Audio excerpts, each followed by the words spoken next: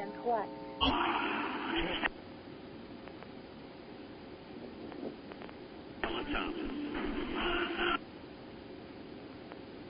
And welcome to Portal Paranormal Talk Radio. I'm your host, Tuesday Miles. And I'm Angela Thomas. How are you, Angela? I'm fine, Tuesday Miles. How about you? I'm okay. I'm pretty good. I can't, there's complaints there, but you know what? We just don't have the time on the show for them today, so we'll just pass those on up. Well, today is November. I believe today is November. Is it the 14th already? It's the 14th. Can you believe it? Oh, you know what? And they're starting to show those commercials again on TV. Which ones are those? Well, the ho, ho, ho, ho, ho, ho, ho, Oh, Christmas time. I know it. Can you believe it? Time has flown by. And I could see every parent out there cringing, thinking, already. Oh, and every mother out there that goes through the holiday decoration, the shopping, the cooking, everything else that we do. Do we breathe?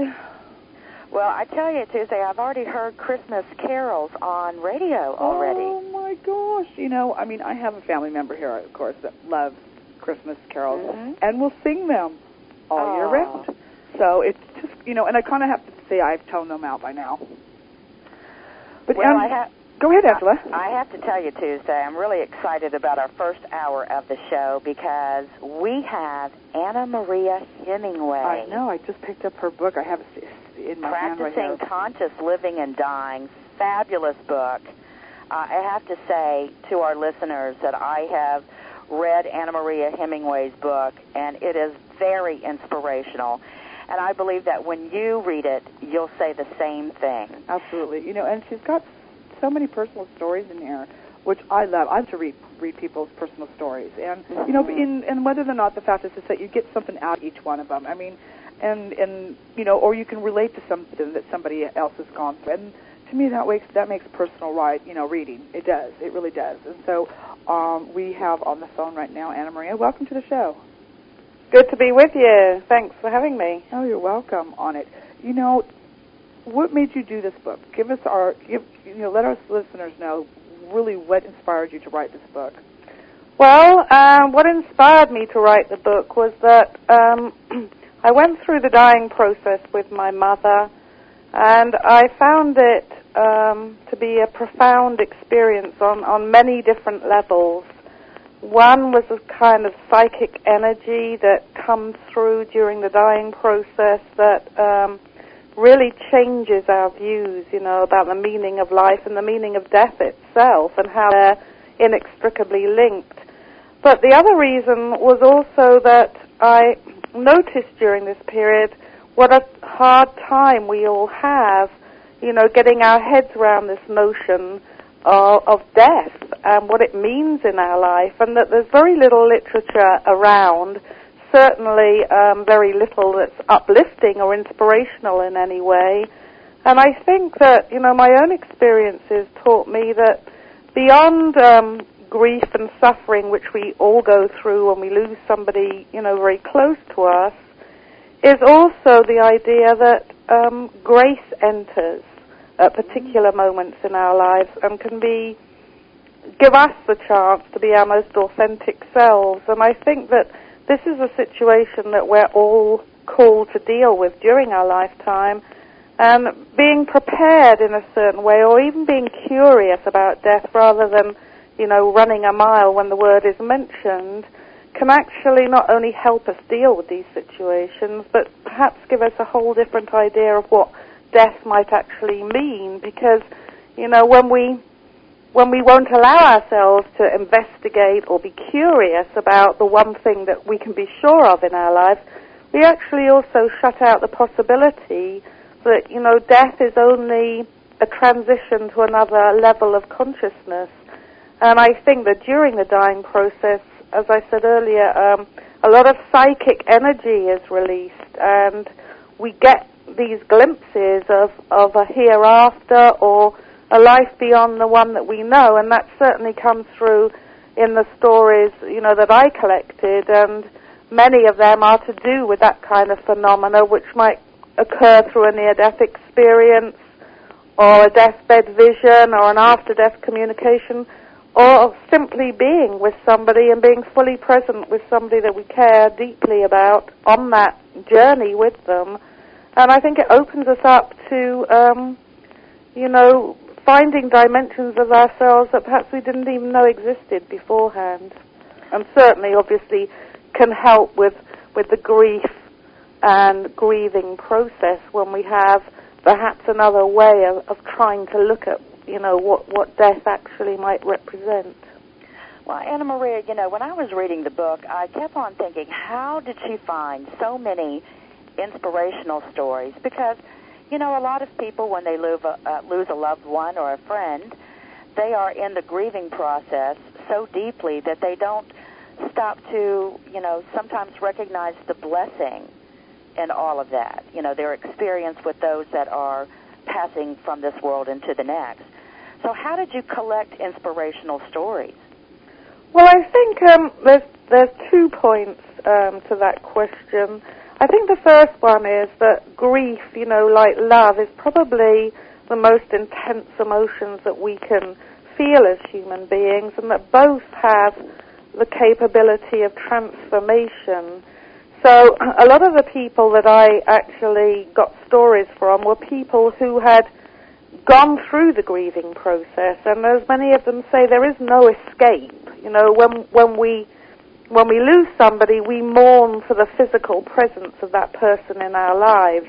The place where we can meet them for lunch or talk to them on the phone, and of course that part, in daily life no longer exists, and that is what the human being grieves for, I think. And when we allow that grief, because I think another thing is that, grief as well is something that tends to be ignored. People often shy away from somebody that's lost somebody. They don't actually, want to go to that place with them. So the whole thing is wrapped up in a big place of denial.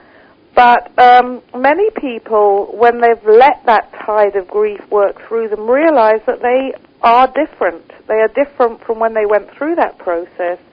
And in many of those stories, the stories are the results of the transformation that, happened as a result of this grieving process.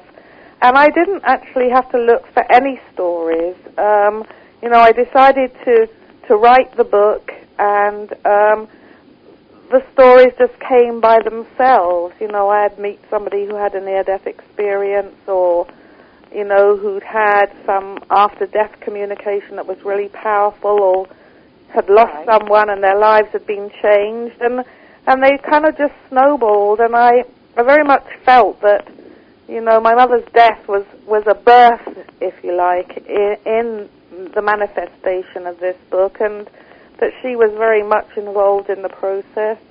And I certainly had no trouble, in finding the stories, and I was very privileged to, be able to get to know and work and write people's stories that I feel were very powerful and very inspirational for everyone. And they are honest. If I feel that also too, because myself experiencing a friend's death a couple weeks past, but it was really hard for me to get past the visual of her dying, because the body and herself was not, it wasn't something very pretty. It was something very, to me, even though that, she was transitioning through a cancer that she had, and the fact is that how your body transforms, going into that final stage of last breath. So it did take me a little bit to get past that, and then to, start embracing the other side with her, because I kept seeing that visual of her, of course, lying there on it. But I did notice that there was, during the last few hours of her life, that I did notice the amount of spirits around her was an immense amount. It wasn't just relatives. I mean, it was a gathering. Mm-hmm. And again, because of I am a clairvoyant, seeing what was above her was in, like you said, about the psychic energy being released. I felt there was a huge amount of psychic energy that was flowing. It wasn't just all mine, but there was a huge amount on it.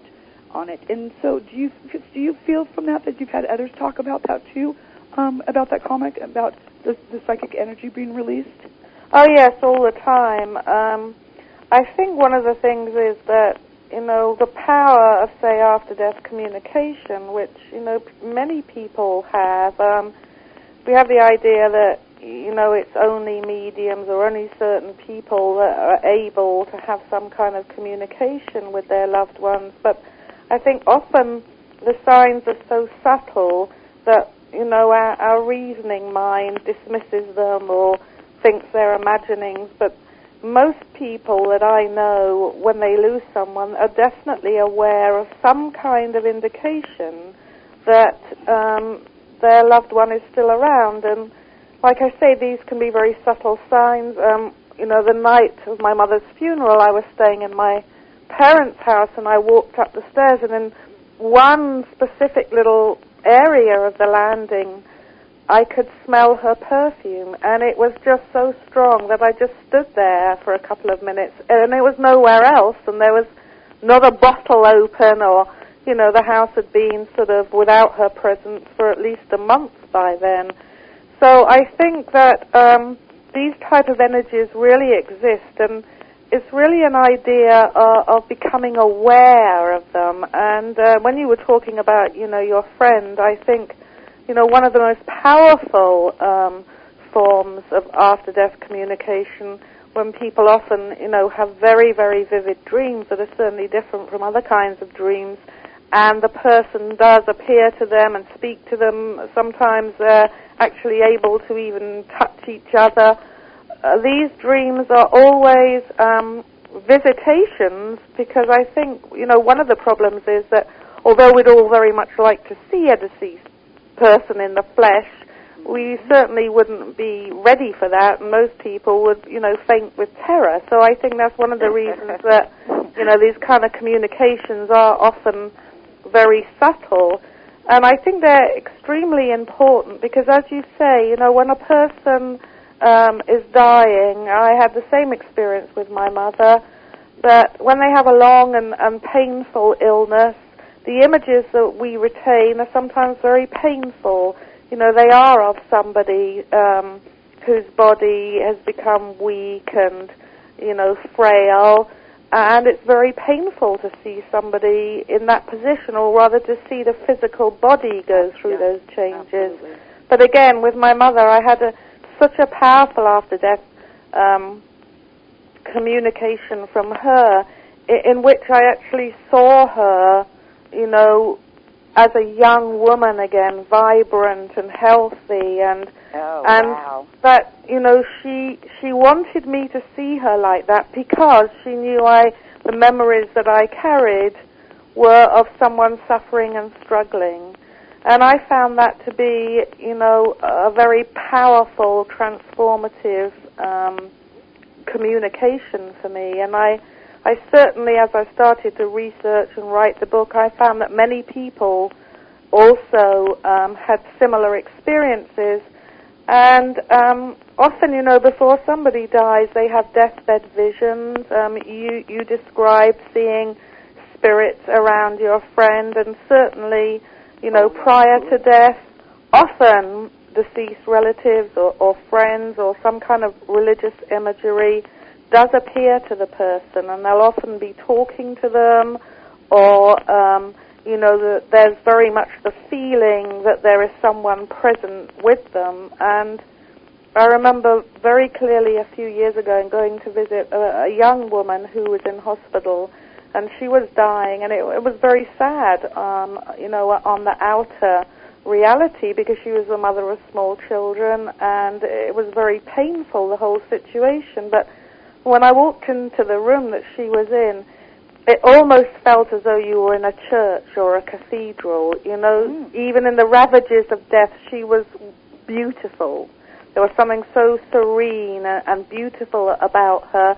And it felt like there was a huge choir behind her, illuminating the whole room. And I actually went to see this person with someone that perhaps doesn't share exactly the same beliefs, and they felt it just as powerfully too. So I think that, as far as I'm concerned, that when we talk about the paranormal or psychic phenomena, it's just another dimension of existence, and all of these different things fall into that category, but they're all coming from the same place. So someone who has a near-death experience, who may, encounter similar imagery to somebody who's having a deathbed vision, it's all coming from the same, dimension, and it's simply a question of raising that curtain or that veil and stepping into being able to glimpse, another form of reality. Do you know, by chance, did you happen to know this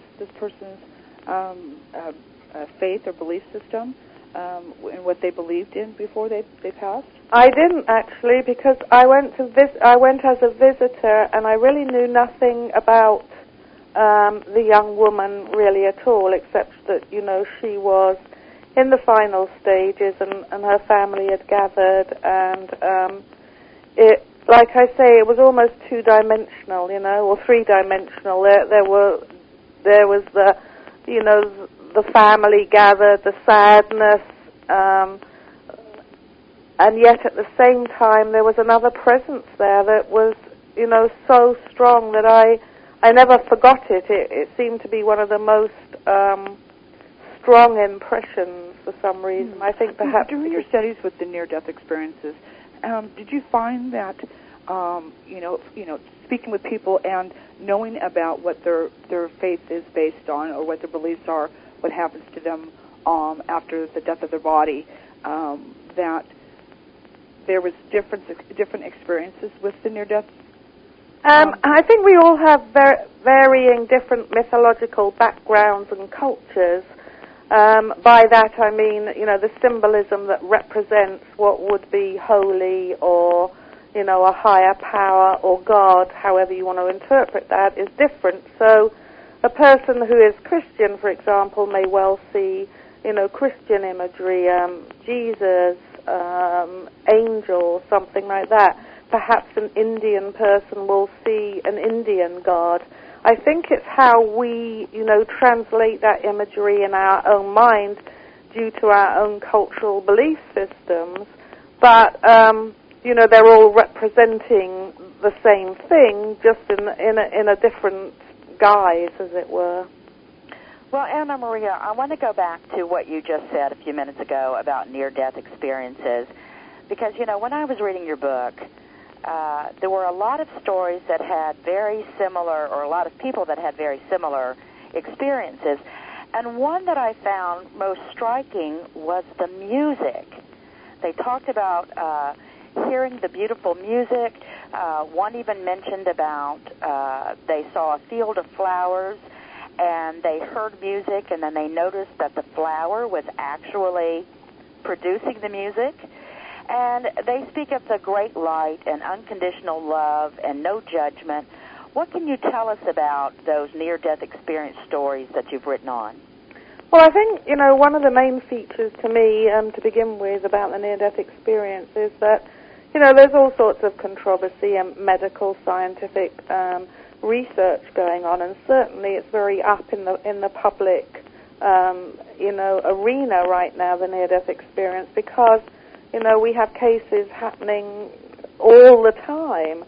So what really is important is that these people seem to cross over into another level of existence. They're on the threshold of death. A near-death experience could last, we don't know how long it lasts for the participant, because in that kind of experience, they leave what we would term to be linear time and move into, an area where time is not measured. So for them it could last maybe a couple of minutes or hours. Mm-hmm. But I think one thing that's very important about them is that, medically speaking, the person is deemed to be clinically dead. There are no vital signs. And at this moment of death, the person finds themselves leaving their physical body and often being taken through a dark tunnel, and as you say, coming into the light, perhaps being met by deceased friends or relatives or some kind of religious figure. They're always very profoundly affected by the beauty that they see in some way or another. As you just mentioned, it could be fields of flowers or meadows or, some paradise, really, where the colors are really vibrant. The music that you described is certainly something that many people comment upon. And during this time, many of these people actually have a life review in which they're given the chance or opportunity to look back over their lives. People describe it as almost seeing a 3D movie of their life just suddenly flashing before them. And in that, although there's no judgment, perhaps the harshest critic is the person themselves. Oh, absolutely. They see their lives, perhaps some things that they might not be so proud of, and certainly the things that they've done that have been, of benefit when they've shown love, when they've been, very, very concerned and about other people, and that how their life has made a difference in some way. Many people are given specific information about the universe or, questions about meaning of life. And that's what I found so striking in the book, was the fact that many did say that they recognized their purpose in life or how they were connected to the universe altogether. Mm-hmm. And that is very profound, because we here on this earth plane are always asking ourselves, what is my purpose? Mm-hmm. Why am I here? Why am I important in the world? And so that was very striking. What did you, or what did those people share with you on a personal level about that particular aspect of knowing their place in the universe? Well, I think, when we look at the world today, we've lost touch with a lot of old stories, religious teachings that were handed down, and so for us it is more difficult to find that sense of purpose and meaning. And when a person has a near-death experience, they sort of go over this border, perhaps into that ancient knowledge again, and they're certainly told that they need to come back to to perhaps carry on with their life, that they have something left to do. Now, many of them don't know exactly what that's going to be when they first come back, because they have quite a hard time integrating such a profound experience. But I think more important to me than finding out why or how it happens is the fact that when these people do come back, they are transformed, and this transformation is permanent. They live a very different life after a near-death experience. They have different values. Life has a different meaning. They're, very aware of using their gifts and talents, and most of them certainly, will maybe change jobs, change relationships, but are often to be found working in service of some kind or another. Many start to work with the dying, or perhaps another very interesting thing is that they often come back with talents or abilities that they didn't have before. So they might be clairvoyant, or they might have healing abilities, or, there's something that seems to shift within themselves. And after talking to so many people myself, I kind of feel as though it's almost like a snake. They shed a skin of who they thought they were, and they return perhaps, very deeply seated in who they really are, and manifest their experience, out into working with people. Because I think one of the things about the near-death experience is that certainly people remark on the fact that they realize this interconnection between everything and everyone, rather than this separateness that we all, tend to feel in modern-day society, very alienated and alone. I think that's why we have such a problem with death and dying anyway.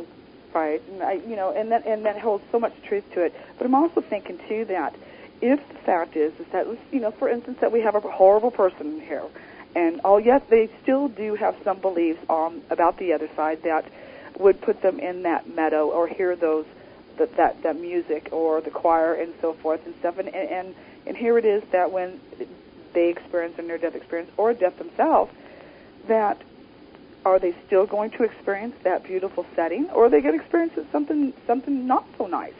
has anybody come back to you and or have you spoke with anybody that had a negative experience because the fact is maybe because that's the type of person they were on it? I mean, where's I always think that where's the consequences here? Yeah. But the fact is, do we still always experience something wonderful?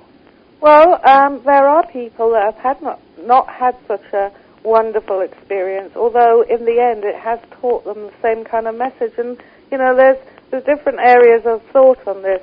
One is that collectively, humankind has collected up an awful lot of not so good things.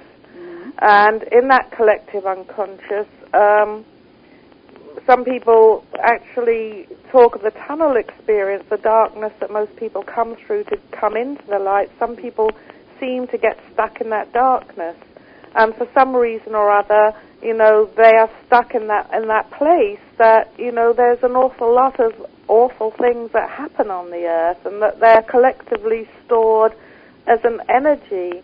Now, like you say, some people themselves perhaps aren't particularly leading good lives, but I don't think that automatically makes any difference as to what their experience will be, because there are some people that have had a negative near-death experience that have been quite upright and, fine people, but I think that they do get caught in that place, that collective place, that, one almost has to go through that tunnel to come out into that light.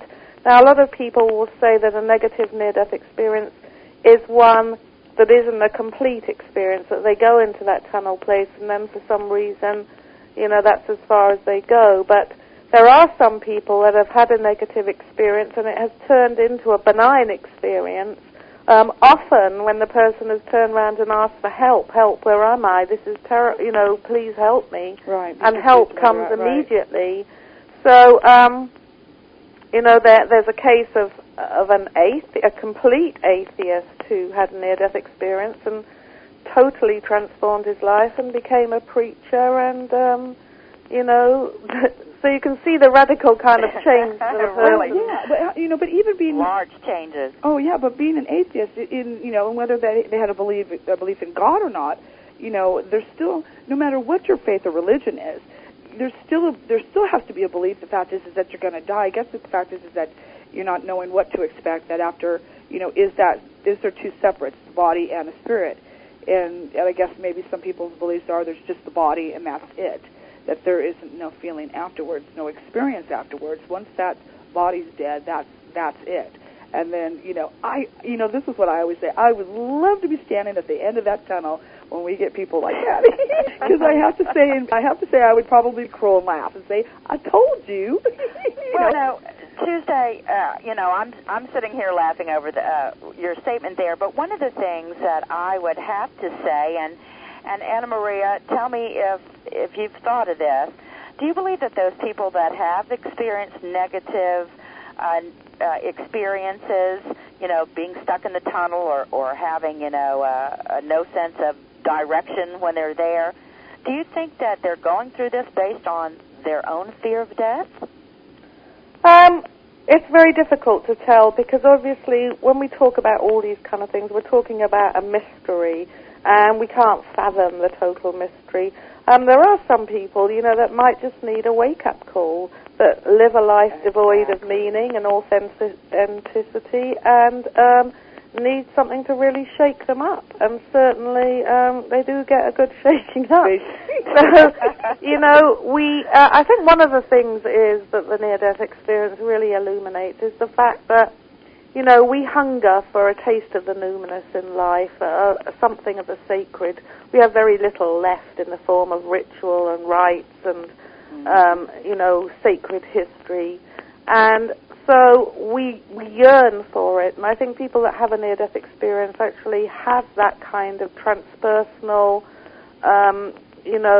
experience that is very difficult even to articulate in words. So when they come back, they tell their stories, and many will say, it's so difficult to really give you the scope of how beautiful this music was, or the unconditional love that I experienced, because language is often just not enough. And, many of these people come back and they will paint and they will draw and they try and represent or recreate their experience. And often people will say the colours aren't bright enough, the words aren't, there's just not enough language.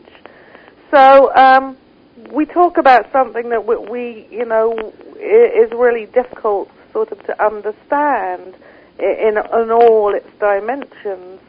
But certainly people have these experiences, and like I say, even the negative ones can actually make a difference in a person's life. There are people that have a negative experience and they come back and they realize, actually, I realize this, that, and the other, and they change their lives, or their experience becomes a good one in the end. So their crap.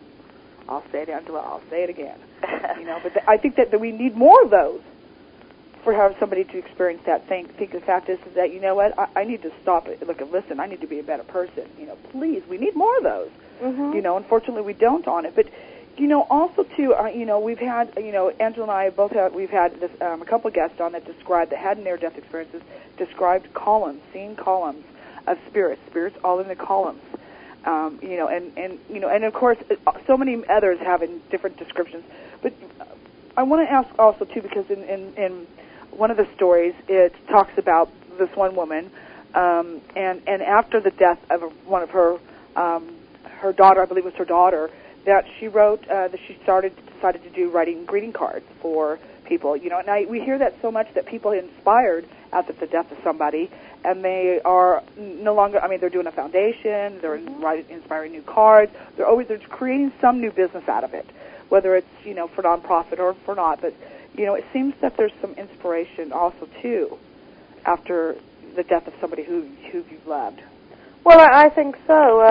The story you were talking about, Joanne's story, is an incredible story. This woman lost her daughter in a stillbirth, and, she went through a very difficult period, because often people will say, well, a stillbirth, go and have another child, or didn't understand the grief that she was going through or the pain that she was going through. And she came to the realization that many people had suffered the same thing. And when you talk about these little cards, she was inspired. She has a huge, multinational organization now that, their motto is no one need go through death alone. Her work is very much modeled on the work of Elizabeth Kubler-Ross, and I think that, synchronicity, which is, these meaningful coincidences that come together, actually, again, almost rally round, and the psychic energy for her, she read a book in a shop, she bought a book in a shop, it happened to be one of Elizabeth's books, she found it really helped her, she started, doing workshops in local hospitals for people in the same position. Later on, it transpired that she actually met Elizabeth. She started to become, a very good friend of hers in Elizabeth's final years, and Elizabeth taught her very much. She then formulated these cards. One day, she went into a shoe shop and saw there were some children that didn't have shoes, and the parents couldn't afford shoes for all, so she left $100 and a little note saying, in memory of my daughter, for the family to be able to buy shoes for all the children. And from that came the Kindness Project. Now, a few years later, over 750,000 of those cards have been given by others who saw her example and who were in the grieving process themselves, and saw that one of the ways that they could get through that was to give something back. So people, often find these cards around. People that, need some help or something like that will just see a card, anonymous, and it will say in loving memory of our daughter or my husband or whatever.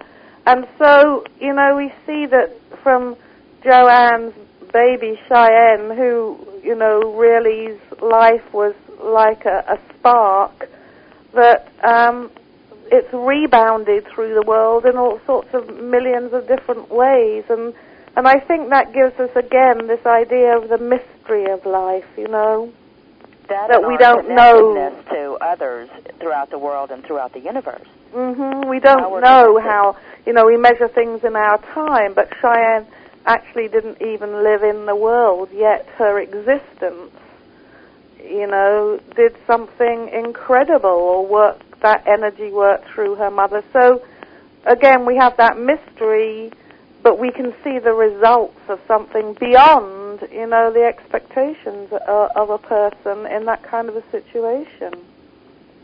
Anna Maria, any thoughts on those listeners who are listening to your talks here with us today and who may be questioning whether or not the conscious does or does not live on? Any thoughts or any messages to those about the afterlife?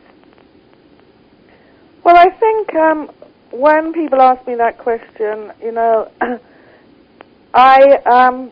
I often ask people who may ask that question, have you ever had anything happen to you in your life that has had a really profound, has had a profound transformational effect on you, or something that you've really thought about a lot and you can't rationally explain?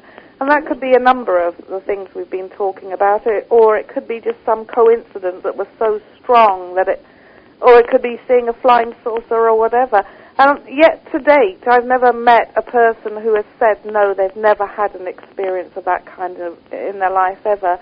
And I think my point is that if we all have some kind of experiences like that in our life, it kind of prepares us for the idea that we have a knowledge inside ourselves that knows there is more.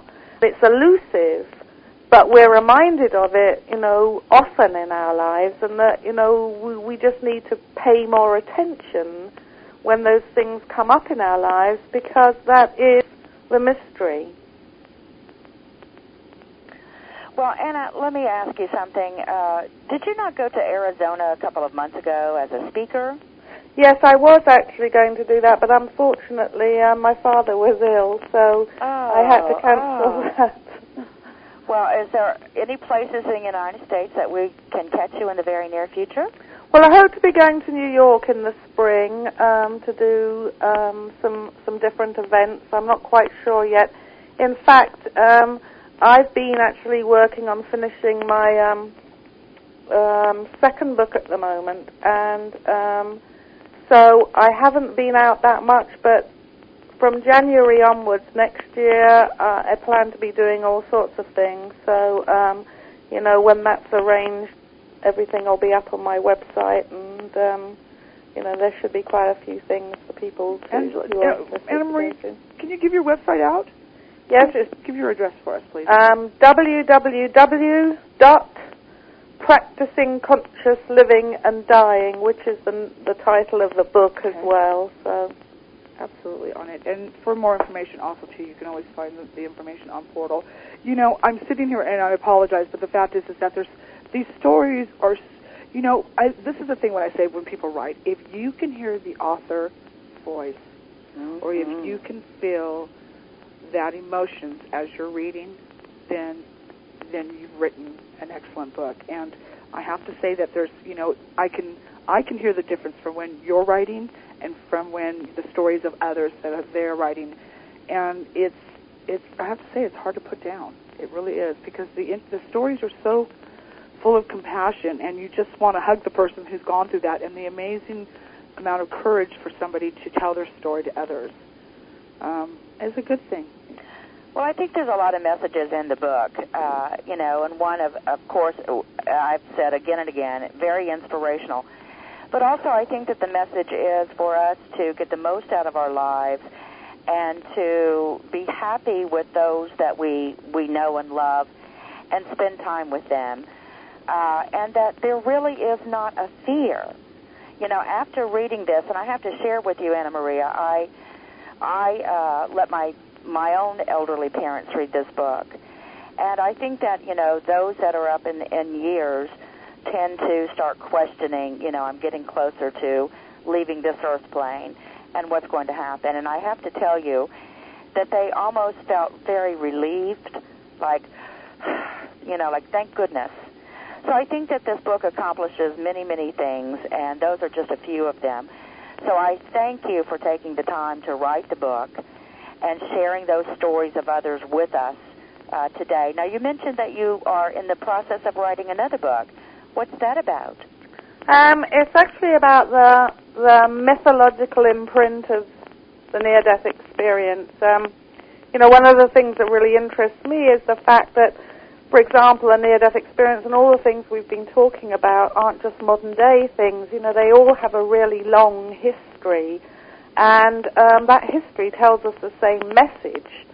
If a near-death experience happened 3,000 years ago, which we have a recorded one, it's not saying anything different to one that is now. So I'm very interested in those links that, tie in this whole idea that we've actually got this information, in all throughout our consciousness as human beings. We've had this information filtering through in different ways. And so my next book actually is investigating, that dimension a little more thoroughly. With you saying that, do you think that has been passed on to us is our way of knowing? That's how we know, let's say, intuitively or...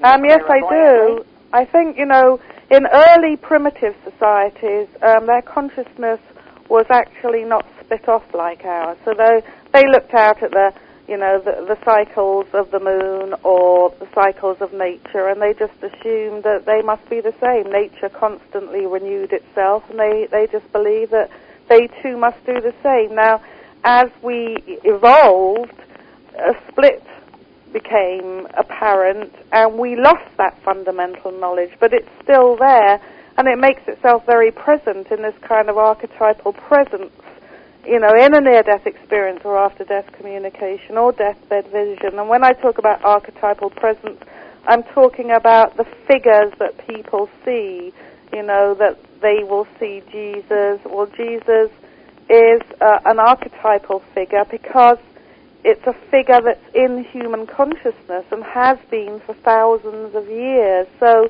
that figure actually has a psychic energy that we can tune into.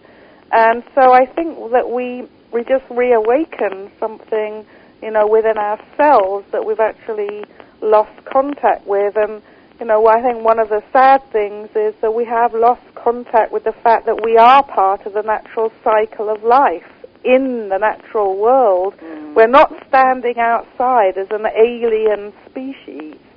Right, and we hear so many people also talk about, or that, that has been documented, that during that transition going into leaving your body, that many will have experienced their loved ones going back in time, reliving it, whether they're conscious or not. But the fact is that hearing them chatter about their life, almost like the mind is rewinding back to before the birth. And so, my thought is on that is that are they really going back to the fact that their energy is going back to where it began? Or where the fact is that that's how we retain our cell memory, because being able to communicate with spirit on the other side, I find that a lot of times their communication has to do with past memories, something that they would remember that when they're giving a message that to the person who is receiving it, there is always something that they can validate that only they too, had shared. And I find that very interesting. The fact is that, is at the point where we rewind ourselves, returning back to the energy which we were first before birth, and keeping that cell memory with us. And so that, and that's a whole other chapter regarding whether we go into reincarnation or not, and like I said, a whole other show. But the fact of it is that, with the people who don't believe in life after death, and I think that it has to do with a lot of fear in regarding this too. Is that once they're done with their body, that is it, and whatever I did in this life, does it ever matter? And so I think with these messages here too, that's in the book, with all the stories that are in there, that even, a person's death, whether they were an infant or whether they were, lived a full life, that their life mattered, and it's time that for those people who are not doing something with their life to start. Well, I think that's, one of the things that comes through all these stories, that although the book is about, the dying process in a way, it's actually about life, because without accepting that death is part of life, we create barriers, like you say, and those barriers are fear-based. And the majority of these people, all these people that I actually, write about, have actually all said the same thing. We appreciate the beauty and the preciousness of life, and we live it differently now. Savor every minute. And like you said, I think, especially in a society that we live in now, there are very many people who have lost their way, can't seem to find any sense of meaning and direction. And often the near-death experience that, like I say, has been recorded for thousands of years, or certainly hundreds of years in written form, seems to occur more in periods in history when perhaps we're looking for that reassuring message. And I think that's a very valid point, when we talk about all of these things. We need to hear these messages. We need to find something to reconnect us to, what you were talking about really is this sense of connection to a higher power, this sense of connection to the mystery of life. We're not just stuck here on this planet. We're actually in the middle of space. We look just like the moon does when we look up to the moon. That's how the Earth is. It's a round globe in the infinity of space. And I think even when we just think about that, it shifts our perspectives on life a bit. Oh, absolutely. And, perhaps that's what we really need right now. Oh, we need a whole lot of things, and that would be a great start there on it. Anna Maria, where can our listeners find your book at and purchase a copy for themselves? Well, it's on the Amazon website, Amazon UK, Amazon US, Barnes & Noble. It's also available through my publisher, which is obooks.net, and it should be available or can be ordered from any good bookstore. Oh, great, on it. And so that's a bonus on it. Well, we've just about run out of time on it. Do you have any closing thoughts you'd like to give before we're done?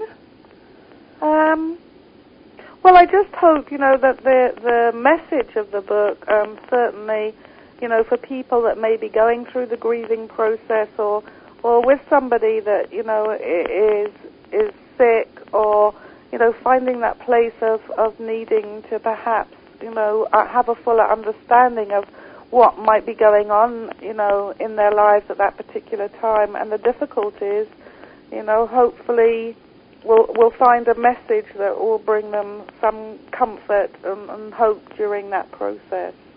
Well, Anna Maria, thank you again for visiting us here tonight on Portal Paranormal Talk Radio. And your book has really, really made a difference.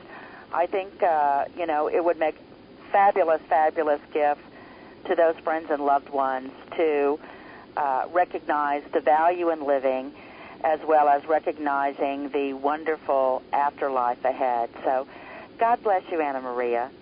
Oh, well, you too. You're doing a wonderful job, hosting these shows, and shows like this I think are wonderful mediums for people to get, this kind of information. So thank you very much for giving the opportunity. Oh, thank you. That was wonderful. It's nice for you to say that. We enjoy it, and we seem to, both Angela and I both have had our own experiences in so many different things. But, the fact is that we found this radio show to share information with our listeners, and by the looks of it, with how many that keep coming back, it's a good thing, and so and that's what we need here. We need more good things on it. Yeah, and I think we all need to work together to get that message out. So absolutely, as I said, absolutely. Thank you. So Anna Maria, we've had quite a few people in our virtual auditorium on paltalk.com ask, are you related to the famous Ernest Hemingway? Well, I'm not. The name came to me through marriage, and somewhere along the line, I guess there's probably some link, but the answer is no. But it's a good name for a writer, so I think of that as being a synchronicity too. Maybe that was, the prod to get me going. So. That's right. You're linked by name, and we'll just leave it at that, on it. So, yes, absolutely. Both absolutely excellent writers. We'll leave it at that. For more information on Anna Maria Hemingway, visit the portaltalkradio.com site. Again, Anna Maria, thank you for visiting with Tuesday and I tonight. Thank you very much. We'll talk to you soon. Bye-bye. Bye-bye. Well, that was wonderful, Angela. This is the thing. And one thing that, both of us, you and I have decided is to bring, different authors on the show, whether they're just beginning or it's their first book or it's their 100th book, but to allow them to share their experience in writing. And, we've had some wonderful guests and authors that have brought, their books on here, and, and we've been very fortunate to share it with everybody. Well, and I'm glad that we do. We do get a lot of emails and feedback from listeners around the world that would recommend certain guests or want to hear certain subjects, and we try to book those guests and bring that subject matter to you. So, Tuesday, I've always enjoyed it. I love our guests. I love you. I love our audience. It's fabulous. Absolutely. And, I have to say, too, Angela, you've written a book. I've got God knows how many in almost done it or in the works on it. It's not easy to put together a book and to get it, from the design of it, everything that has to do with it. It really is not easy on it. And I have to say real quickly on it, I want to say a thank you to somebody. And I'm just going to call him Bill, and he is actually a friend on Pal Talk. And, I am doing this cookbook, and he has done the designs for the front cover and the designs for the inside of the book and stuff, and he has done such a beautiful job, and I just want to really thank him for all the work he's done, because I have to say, without him doing this artwork for me, I would have been in left field. Well, a very good illustrator, and naturally, now what's the name of the cookbook? It's called Spectacular Cooking, Simple Recipes Even a Ghost Can Do. Yeah, great title, and great cause. Are you not providing that for fundraisers? I am providing this for fundraisers, for education, and also, too, with the with what we sell outside, from the outside of the schools, to give to certain charities. I'm having, what the book is from is the paranormal community, people who are involved with it, whether you're psychic, mediums, investigators, ghosts this, ghosts that, or just the common, plain Jane people, sending in their recipes to the cookbook to add to this charity that we're doing. And many of those are celebrities within the paranormal sure are. Circle. So you'd be quite surprised once you get your book to see, look at one of their favorite recipes. Mm-hmm. And we try to keep it real simple, that we even have it where, kids can even cook with it. That was the one thing about it. Simple recipes, even a ghost can cook. So, because half the time you get these cookbooks and you're thinking, oh, I got to go get this ingredient. I got to go get that ingredient. What the heck is that ingredient, And you find yourself having to go stock up $100 worth of ingredients to cook one recipe. And so, I didn't want the case. So one of the, I kept it very strict as far as the ingredients goes, that there wasn't something very exotic in it that you have to go shop all over the world to get, that it was something that you can open up your cupboards and you have the ingredients in there. So it's doing very well, Angela, on it, and I'm praying for great success with it, and it's for a good cause. Oh, it's going to be successful. And so we're going to go to break here in just a second. Dr. Pamela Heath is going to be joining us when we come back, and we should be back in a few minutes. I'm Tuesday Miles with Portal Paranormal. And I'm Angela Thomas. We're with Portal Paranormal. We're with Portal Paranormal Talk Radio. Be back in a few.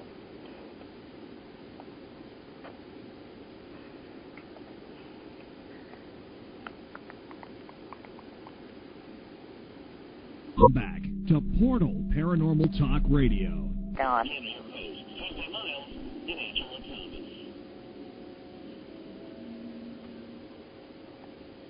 and welcome back to Portal Paranormal Talk Radio. I'm your host, Tuesday Miles. And I'm Angela Thomas. Oh, well, I said that a lot better this time.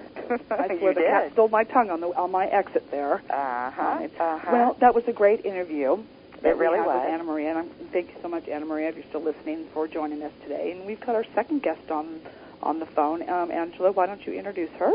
Well, we have a very, very well-accomplished doctor, Pamela Heath. Pamela, welcome to the show. Thanks for having me back again. You know, we're going to have to do a 3-hour show so we can go over everything that you're about. Good luck. You need to stop that. You know, and then when I find, you know, I go to your website, which is www.pamelaheath.com, and of course I'm searching all over, but you know what caught my eye was the recipes, and I thought, she cooks. She cooks, and of all the stuff that she does, she cooks. Yeah, I've been cooking since I was 5. I love to cook. Wow. Well, where do you find time, though? Oh, everybody has to eat. Yeah, but time to prepare it is another thing. It freezes well. Most of them freeze well. But the fact of it is, it's like, can you imagine Einstein cooking? We just couldn't imagine you cooking. Oh goodness. You know, I mean, and sorry that I have to, compare you two to that, but you know, I want to ask you, can you describe or explain what parapsychologist is or parapsychology is? Parapsychology is actually a very limited scientific field. It studies only ESP, mind-matter interaction, and the survival of death. And that's all it really looks at. It was really formed in the late 1800s in England, originally by the Society for Psychical Research. At least most people think of that as the start of parapsychology. And it's been accepted into the National Academy of Sciences. So it's a real study. It's done formal, controlled experimental research for over 100 years, probably about 100. Wow. Years now.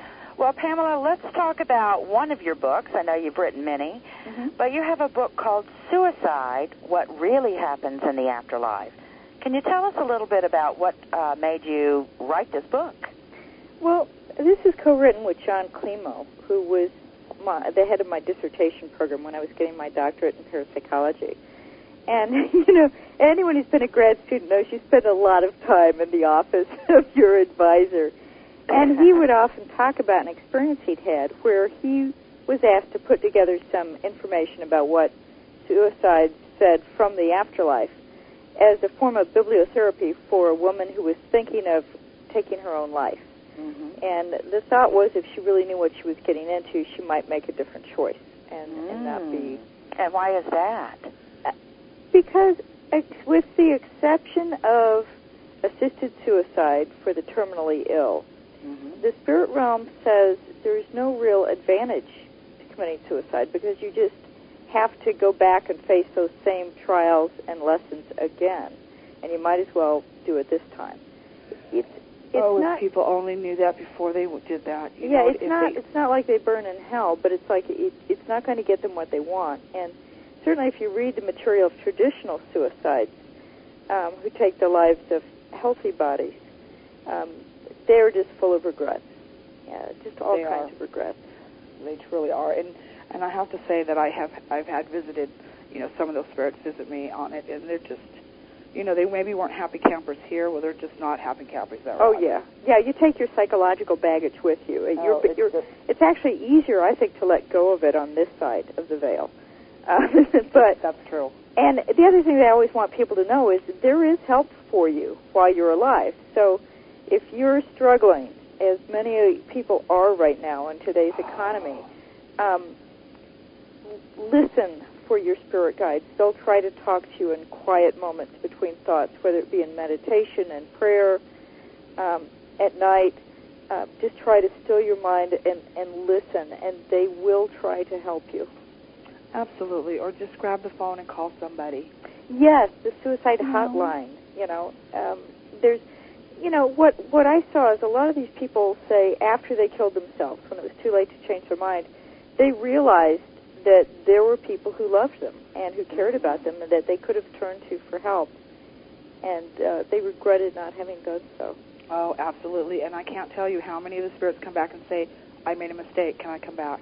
I made a mistake, you know, and I'm like, I can't bring you back. I can't. Either that or they don't want to talk about it. They don't want to talk about crossing themselves over.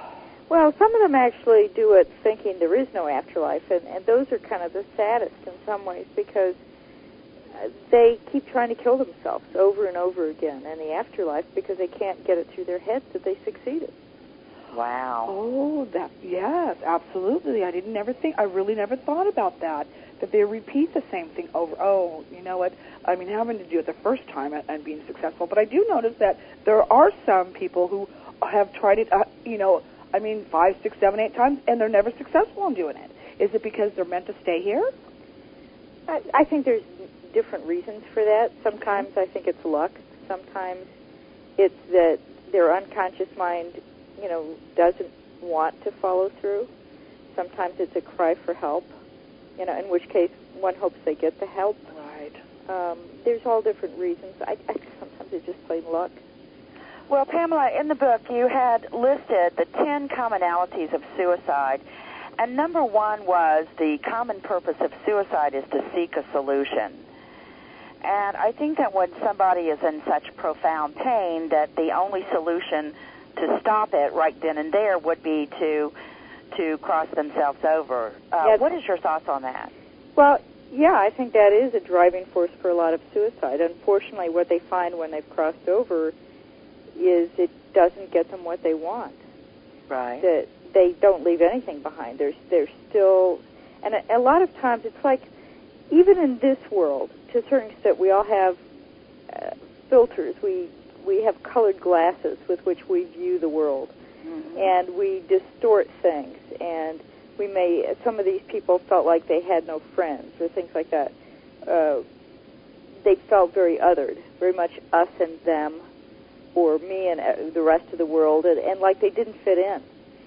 And they're going to take all that with them to the afterlife, and they can, rather like that movie, When Dreams May Come, they may create a spot for themselves in the afterlife where they refuse to see those trying to help them, who love them, wow, care about them. And it can be very hard to get through that sort of mental blockade.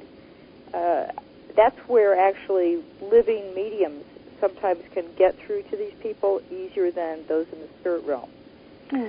Now, Pamela, you are a psychic yourself, is that correct? Yep. She's one of those. So have you been able to use any sort of mediumship to speak to some of these people that have crossed themselves over? Oh, absolutely. Now, I didn't include my stuff in the book because I was trying to present it almost like a journalist in the sense of distancing myself from the material. But, yeah, before and afterwards. And one of the things I found sort of interesting that I didn't think about is I've actually used the suicide book with those who have already died. And I just... Really? I take it with me so they can see what's in the physical plane, right? So they can see the book. And then I create mentally an astral version, and I hand it to them to read. And I say, okay, this will explain what's going on. And I've run into more than one suicide who was really into technical stuff, and they really loved having a handbook like this. Very good idea on that. It's actually very, very useful, and I did not expect that. I'm sorry, I didn't mean to interrupt you, but sometimes it has been said that, when people who died, like maybe in a car accident or something, and the saying goes, well, they pretty much were done with their lessons here. I mean, that was their way out. Do you think that there's some suicides that might be because of that, the fact that they were really done with whatever lessons they returned for? There was really only one person that I ran across in all the books I went through who claimed that he had committed suicide just to have a different way of dying. Now, I was never quite sure of that spirit, if that was really the truth, or if he was...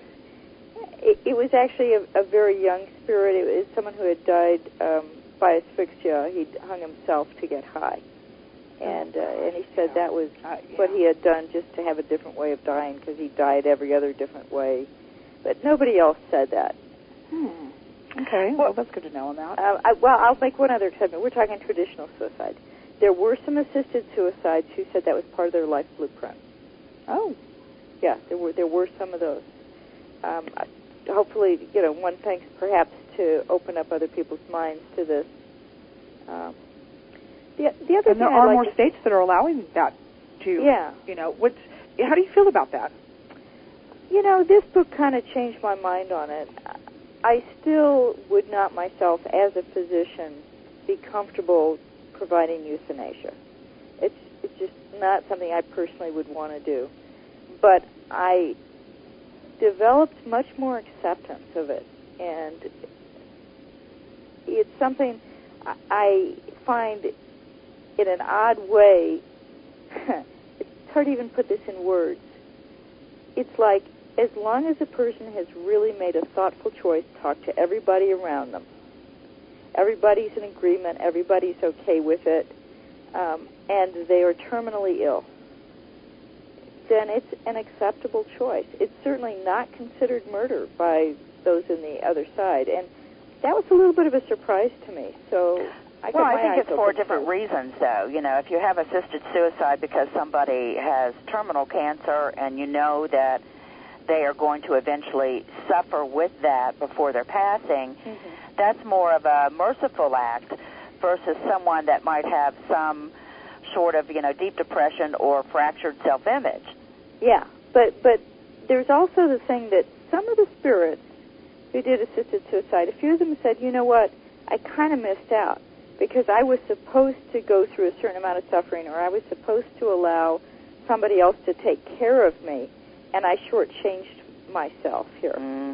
So that's why they say, even in those cases, make a thoughtful decision. Don't rush into it. Consider it carefully. Absolutely. Now, in your book, you mentioned that I believe it was the Roman Empire that would allow people to state their case on why they wanted to commit suicide. Am I recalling that correctly? Gosh, I think so. There are actually a number of places around the world, countries around the world now that do permit it. I think the Netherlands. Really? Wow. Yeah. And you know what? That's like you said before. Is that are we playing the hand of God? When and I've had others, even say that fact has taken their own life. Are you playing the hands of God? By doing this. This is supposed to be something that not so much always natural. We'd love to have every death natural, but then sometimes, in the suicide sense of it, it's. It needs to be well thought out, I think, is the answer. And I guess I'm pro-choice would be the way I'd put it. Pamela, but let's talk about that a little bit more. Okay. For those people that really think it out, if you've got someone that is, again, in profound depression, or they've been humiliated, or they're trying to avoid shame, or for whatever reason, that they're deeply in that depression and ready to pass on. I'd say no. Are they capable, is the mental health there for them to make a correct choice? Versus someone that has terminal cancer that says, you know what, I'm not going to be here too much longer anyway. Do you see what I'm saying? Would that they psychologically be prepared to make that decision? Well, oddly enough, when you look at the terminally ill, most of them are not suffering from depression. It's one of those peculiar things. They usually aren't. I would say, just based on what the spirit realm tells, that there's an enormous difference between taking the life of a healthy body, regardless of your mental state of mind, and taking the life of one that's terminally ill and suffering. Yeah, Terminally ill and suffering, they don't really see a problem. They do say, still think it over. There may be reasons for this.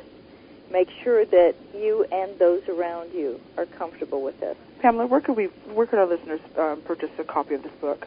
It's available anywhere, Amazon or anywhere else. North Atlantic Books put it out. The thing I'd like to mention is a lot of people are overly sensitized or very sensitized to the whole topic of suicide, and they don't want to look at the book. I'd like to state that there's a lot to this book besides suicide. It talks about, for example, the stages of the afterlife which all spirits go through, and suicides are no different from those who die by ordinary means in terms of the stages they go through. It's just that suicides seem to have a little bit more prolonged or difficult time getting through each stage. But the stages themselves are the same. Very well said on it. Now, I'm going to move. Angela, do you have any more questions about the book? Well, because I want to move off the subject 50,000 questions about the book. Because well, I got a lot to go cover here on this. I understand. There's a lot to Pamela Heath. But one of the things that really caught me off guard, Pamela, was you said that suicide begins with a death wish that is directed toward others and then redirected towards an identification with the self. Not necessarily, but in some cases. In some cases. Yeah. Okay, and one other question, and then we can move on. And you mentioned about another common action in suicide is egression. What do you specifically mean by that? Egression. Egression. That suicide is egression. Aggression. Is there a typo in there? There might be. It's there might be. aggression against Because I thought, yourself. what egression? You I mean we think have to that's go back typo. and come back again? I think for it should be aggression. Sorry, I have to leave it up to you to find that. Well, you know my editing I deal. swear. Yeah, send me the page number. I'll tell the publisher. Okay. Yeah. That was cute. Well, you know, I think there's a lot more to the book than just the title. It is a very large book, and certainly I think that anybody would enjoy reading the book and finding out a little bit more about it. What are your thoughts, Pamela, about those individuals versus group suicides? Because we're seeing more and more in today's media about group suicides. We had, for instance, the Jim Jones documentary on in the United States last night on CNN, which I don't really feel was a group suicide. I would call it a mass murder versus suicide. But what are the dynamics, or what's going on in a person's head when they agree to cross themselves over with 100 other people? Well, I think a lot of it has to do with that othered feeling that I mentioned earlier. There's a sense that they don't fit in with others. They don't belong. Now, they may feel like they belong to that group, and then you get into issues of peer pressure. For example, schools are often very worried if one teenager, for example, commits suicide, that others in the school will do it. There's a sort of a contagious quality that's been noted at least since the days of Rome, if not earlier, and that's part of the reason there's a taboo against suicide. Because they're afraid that more and more members of society will just sort of follow suit. Well, thank you very much. All right, Tuesday. Okay, here we go. Now, somebody, or a bunch of ladies did a calendar this year. Yes. Okay, I have been waiting all night to mention this. Sexy mama here. You did a calendar for. I did. It's called Paracharity Ladies of the Paranormal 2009 calendar. Yes, and the proceeds go to help Florida cats. So. That is so cool, and you can order this on Lulu.com. Yeah, it's a huge calendar. I got to tell you, I was amazed how huge they are. And so, on your website where it has the banner there, is that the picture that you used in it? Yeah, I am reclining rather playfully on a bench there. I just think because I have to say that when people meet you, do their first thoughts think you're conservative? I think they think I'm very formal because I'm very shy. Okay. And so when I meet strangers, I tend to get very quiet and very formal, and it takes me a few days or a few meetings to sort of warm up and relax. Okay, well, I just think it's great, and I wanted to really promote the calendar, because I think it's so great. And is there a website for the Florida Cat Rescue? Yeah, there's a MySpace page at Paracharity. Okay. And so if you'd like to purchase a copy of that, you can go to Lulu.com, or you can actually go to the MySpace Florida Cat Rescue on that. Is that what you said? Well, the Paracharity, and they have links to the Florida Cat Rescue. So, well, I'm so proud of you for doing that. Or ladies that have actually that we would recognize. That's also on the calendar too on it. I want to go back on it. You were on the Queen Mary, I believe it was last last year. Maybe it was in February. I was unofficially there. Okay, you were unofficially there. I was an attendee. I was not a speaker. Okay, well, you were there, and I was sorry because I was there also, and you and I did not get a chance to meet. I didn't know you were going to be there, and I'm sure vice versa on this. And so, but I was a busy girl. There was I would say, whether not to call it event, but you were in the pool room. I believe it was the pool room. Oh yeah. And I don't know if I want to keep mentioning names, but there was a certain, and he's kind of famous in as far as going into that had gone into having. Spirit communication where the spirit entered his body. Yeah. And so you witnessed this, did you? Yeah. I'm going to pull teeth out of her on this one. Yeah, you can tell. Yes, I did. How do you feel about something that goes on I tried like to talk to that spirit a little bit, although he didn't want to talk to me. Okay. And this was a spirit that I'd sort of been getting some messages about that was a real problem guy and trying to prevent other spirits from being able to cross over that wanted to, and just a very ugly customer. Mm-hmm. And then he started threatening people in the room, in the pool room at the time. And I don't think it's anything. I was sort of debating what do you do at this point. Right. Because if you drive them out of the person channeling them, they could just pop into somebody else. Right. Who might be even less able to handle it. On the other hand, it was actively threatening everybody in the room. So what I did was I visualized flooding the entire pool room with light.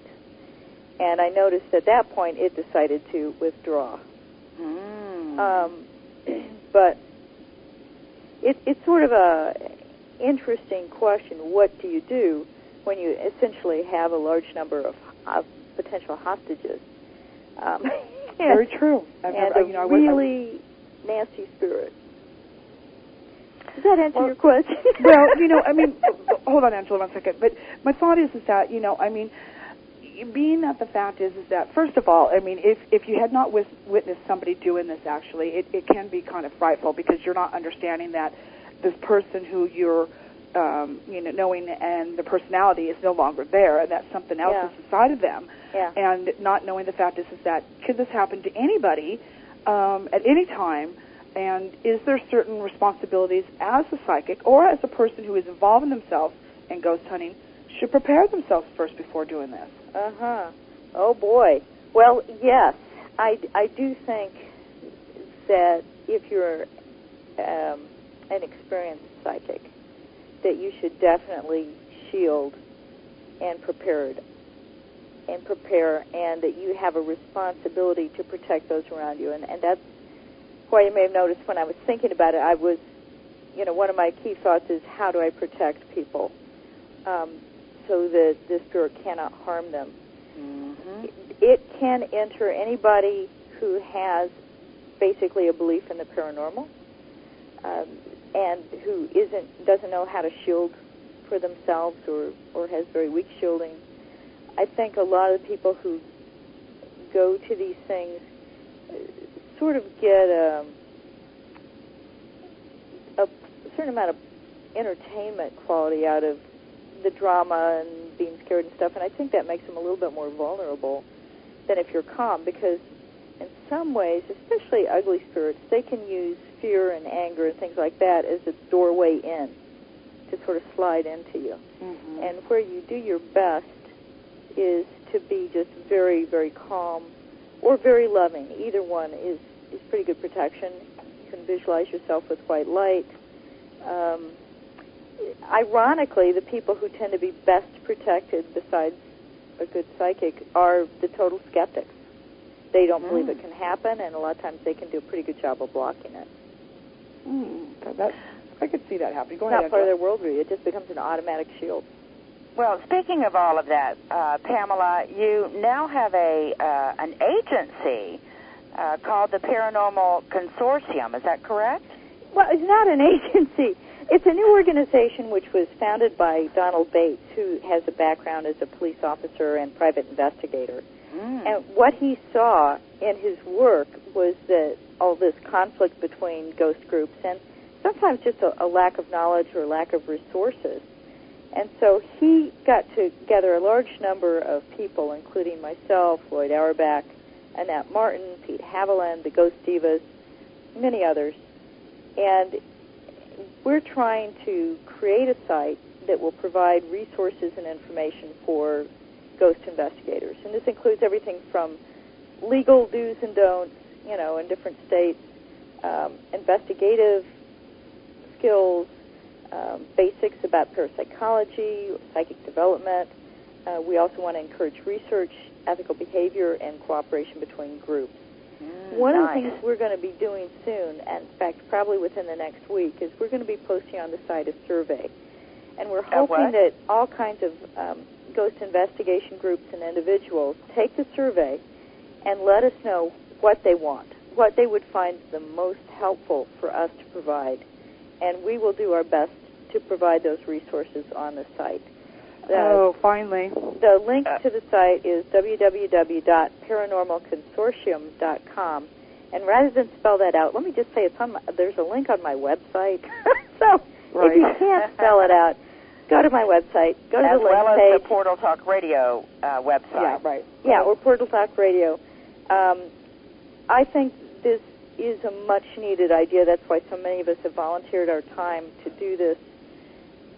And hopefully we'll eventually get a lot of fact pages, resources, where you can go for extra help, what groups are in what areas, all kinds of things potentially. But we're still in the process of getting this up and running. I can't tell you how many clients that I get. I'm in California only, and I don't do one-on-one private investigations. I don't even, I belong to several organizations and stuff on it, but not just one of my own, and from people all over looking for help. And, it's been, the fact is, and I'm very glad, and I embrace anybody out there that still is needing help, that you still can contact Portal for help, but having to go look for help for them on it. And, I even have a client that's in Las Vegas, and unfortunately there was some help that didn't help there. But I have another team coming in all the way from Phoenix in to help them. But here's the thing on it is that I've been screaming for these teams to document, not so much, don't disclose the clients, but document the type of case that you're on, the entities that are involved with it. This way it helps us research and learn more about this, because you thinking that they leave, you think they're leaving going someplace else, they go from place to place. Yeah. And if we don't understand this, then we can't be part of the solution. Mm-hmm. Yeah, and we may eventually get to having a sort of an e-newsletter where people can publish research and cases. And I'd also like to have a FAQ on there that helps people understand how to do research, because a lot of people tell me they want to do research, but when I start talking to them, they don't understand the basics of how to do it. Right. Which includes, among other things, doing your homework, finding out what has been done before you, what's already been proven before you. And that stuff's all available now on the Internet. There's all kinds of stuff available. But don't let that stop you because somebody has proved it before you, because as time changes, things also change. Studies also change. Right, but I'm also talking about in terms of equipment, what does and doesn't work. Right, okay. Or how, I'd like to see I often see equipment misuse. People will be walking around, for example, with a natural EM meter, and you're supposed to set those down for 5 minutes before you take a reading. So if it's screaming because you're moving constantly, it's screaming because you're moving it, not because there's a ghost there. So, I mean, there's some real basics. I'm sorry, I have to say, because I did do a 30-day study regarding that, and I actually have Edison backing me up on it. But Edison came out with their equipment, lent it to me. I had the head engineer of the EMF department work with me on it. Great. And so, which was great. In fact, we'll have him on the show in a couple of weeks. But to train people, you're right, how to use the equipment right and how to understand how it's working right. Yeah, and understand its limits, because we really don't have any equipment that actually measures ghosts. What we have is equipment that measures environmental variables, which may or may not correlate with a ghost. They sure name them ghost hunting machines. Yeah, well, we could get into PK and how much. That's one of my problems, actually, with using EMF for getting yes/no communication going with ghosts. There's nothing to say it's the ghost that's changing your meter. It could be your own mind-matter abilities. We all have them. You don't have to die to get them. Everybody's got it. It was funny because I was watching someone's video that they thought that they were communicating. They were holding a meter, and you look down the wrist and you see a digital watch. And the fact of it is every time the wrist moved, you know, the EMF coming from the watch was setting the meter off. Yeah, but it can also be your own mind-matter abilities. Mm-hmm. So it really becomes difficult to say what's going on. Yeah. And that's now, you've written a book called Mind Matter. Is that correct, Pamela? Yeah, actually, the book that's out now, it's getting a little bit dated, is called The PK Zone.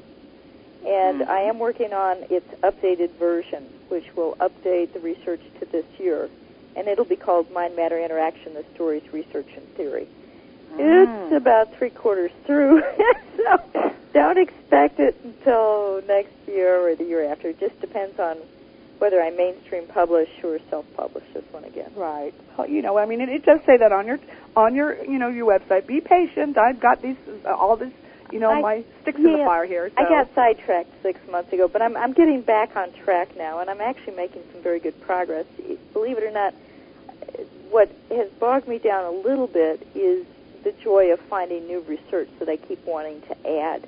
So there will be some whole new sections, new chapters, and I have a brand new neuropsychiatry textbook on frontal lobes I have to wade through to see what's the newest about the brain that could relate to PK. So good stuff. Okay, now let's not forget the fact that you're also an artist. You also do painting. Yeah, sometimes. You know what? You know, and cartooning. Listeners out there, please go to her site and look at her paintings. You know, I mean, they're amazing. I'm stuck on stick people still.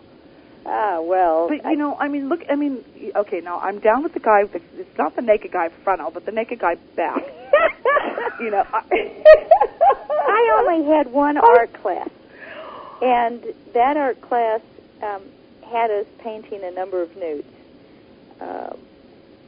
And I really have to say I enjoyed it, but ironically what I learned the most from that class was that you can't forget the background. It's everybody likes to paint the foreground, but you also have to think about what do you put behind it.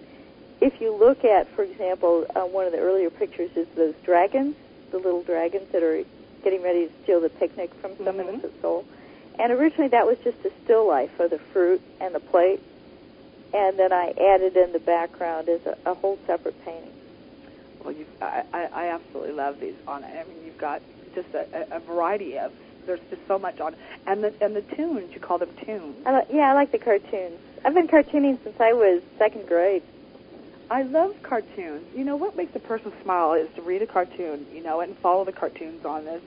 And I have to say, I don't remember even seeing the cartoons before. Is this new? Why haven't I seen these? No, it's been up quite a while. In fact, I get a lot of comments from people who have no interest whatsoever in parapsychology or psychic phenomena, but they love the cartoons.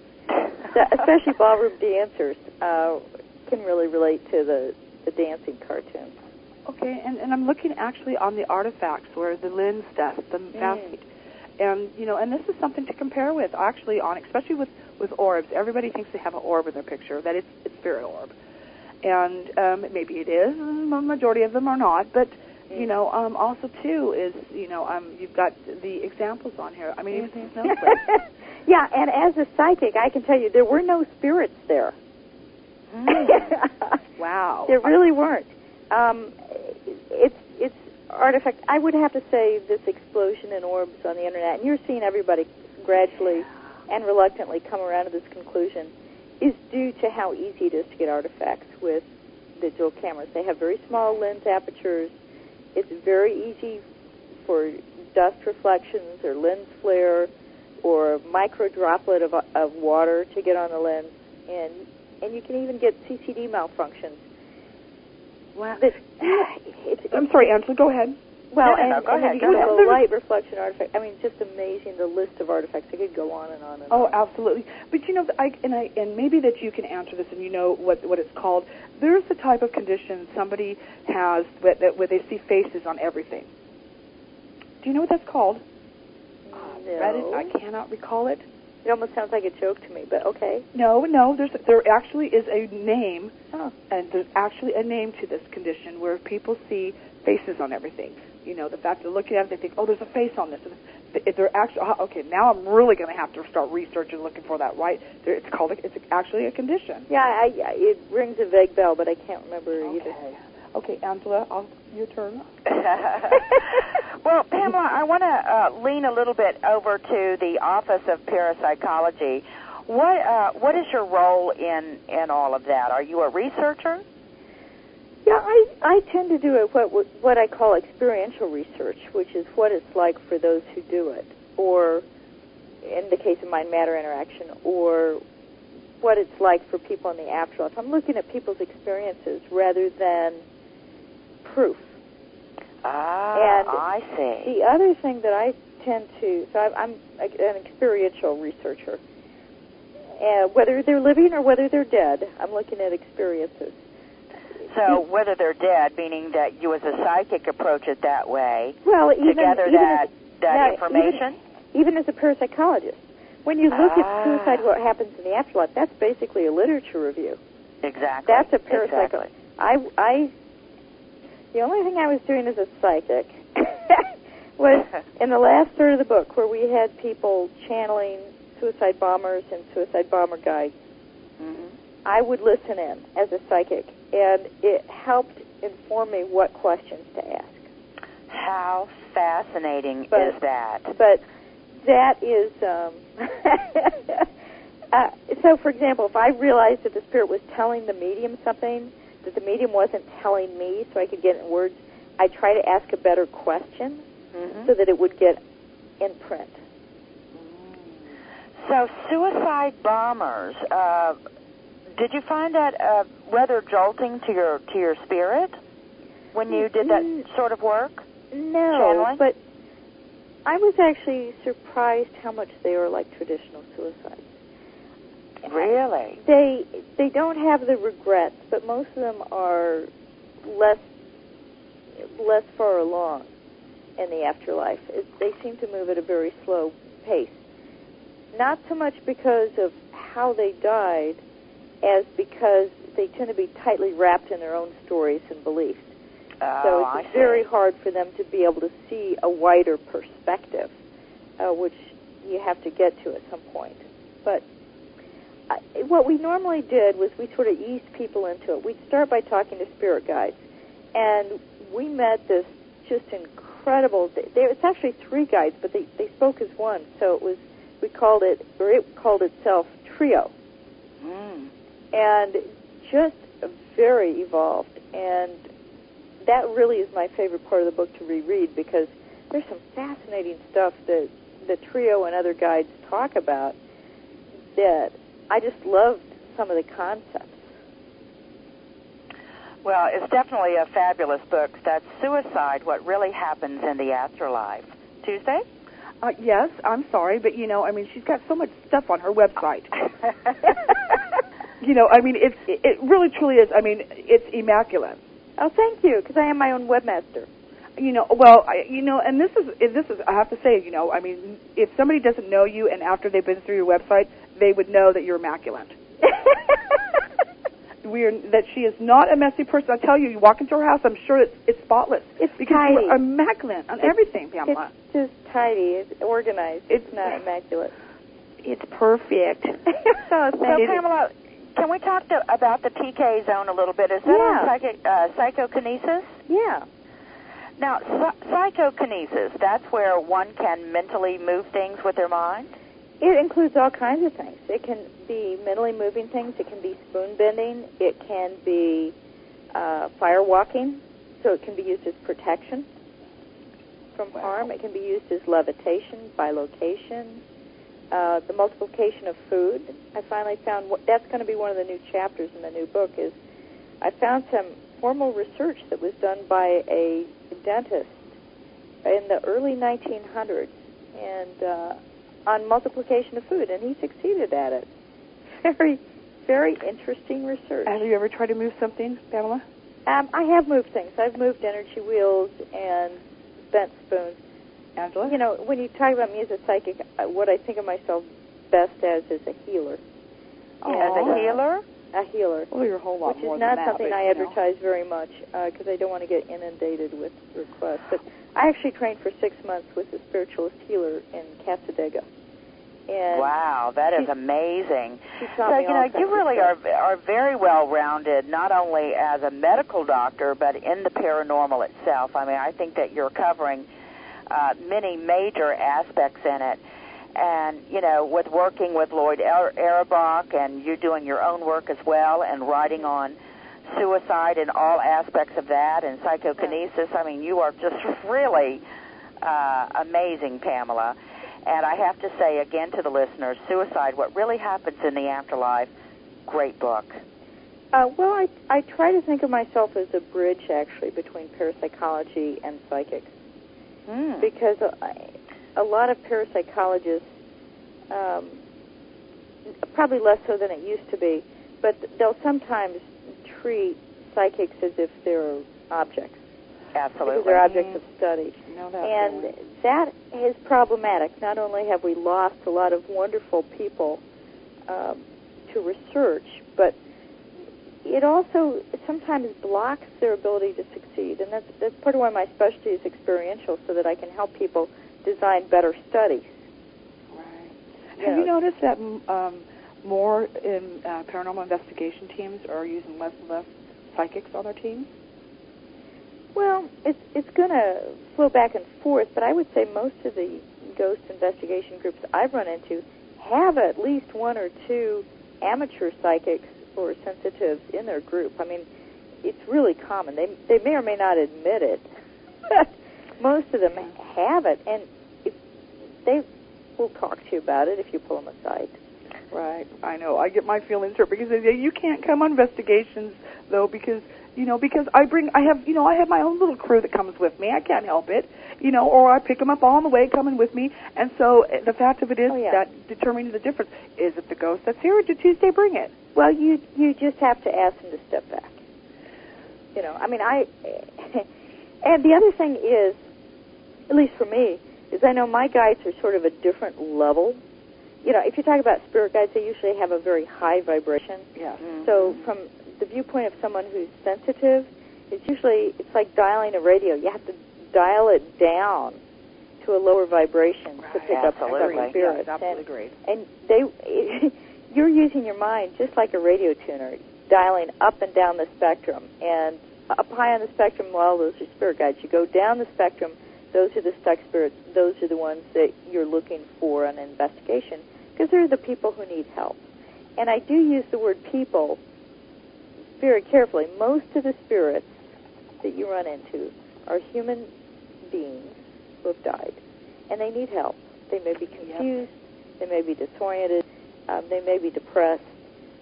They're people. Absolutely. And as I say, let me pull the couch up for you. Hold on. Because a lot of times, too, they just want to be noticed, or they just want to chit-chat, Or they're like, what's going on? Why is nobody talking to me? I don't understand this. The other thing I've run into, you may have this problem too, Tuesday, is I'm seen by them as a very bright light, and some of them think I am the light, and I'm like, no, I am not the light. The light is bigger understand than me. that. Oh, absolutely. And I have to say, I put hats on because of that sometimes. And whether it tones it down or not, it seems to tone it down some on it. But, we only have actually a minute and a half left, and I'm so sad about that because I could have you on for 3 hours more. Absolutely. That's always a Pamela, pleasure. you definitely have to come back. Again, anytime. And again and again. Anytime. I'm always happy to be back on your show. Oh, thank you. We like that on it. I've had such a fun time with you We can today. talk about remote viewing next time. Oh, I just got back from another yes, remote indeed. viewing class with Lindsay. Let me get the calendar out here, time. Angela. We could make her book right now. That is one of my favorite things to do, Pamela, is remote view. So I would love to do a show on remote viewing. There you go. Well, quickly on it again, if you'd like to visit Pamela's website, it's www.pamelaheath, and you can find that information also too on the portal site. And and everything else that belongs to Pamela. I mean, you'll plan on being on her site for a couple hours because it's a lot. And it's excellent information. The fact is, it's not wasted information. It's excellent information. Great sources on it, Pamela. And you can print out the recipes. Been there. Been there, and I have to say that I'm on that peppermint brownie. Oh, yeah. That's a good one. Lots of good stuff on it. Well, thank you so much for hanging out with us tonight. And, you know, it's always a bonus for us to have you on the show. We love you to death. Well, thank you for having me. Well, you're welcome on it. And so, everybody, that's the end of our shows for tonight. It seemed like it went real fast tonight, Angela. It did. It really did, Tuesday. Oh, it went too fast on it. And so, well, everybody have a great week ahead of you. Make sure you take care of yourself and each other. And we will be back next Friday evening. And we will have Brad Steiger joining us. And so this is Tuesday Miles from Portal Paranormal Talk Radio. And I'm Angela Thomas. Everybody have a great week. God bless.